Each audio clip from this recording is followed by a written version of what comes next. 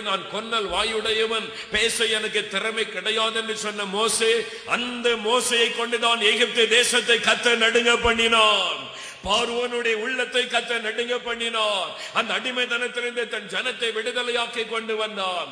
எனக்கு பேச தெரியாது, எனக்கு பழக்கம் இல்லை, எனக்கு ஜெபிக்க கூட பயம், எனக்கு மற்றவர்களோடு பேச பயம் என்று சொல்லிக் கொண்டிருக்கிற உங்களை கொண்டு நான் அவர் ஆயிரக்கணக்கான ஆத்துமாக்களை ரட்சிக்க போகிறார். அவர் ஆத்துமாக்களை கொண்டு வர போகிறார்.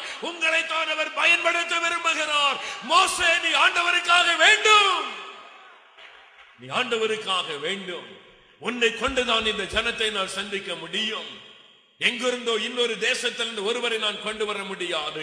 உன்னை கொண்டுதான் உன்னுடைய கிராமத்தை நான் சந்திக்க முடியும். உன்னை கொண்டுதான் உன் பட்டணத்தை நான் ரட்சிக்க முடியும்.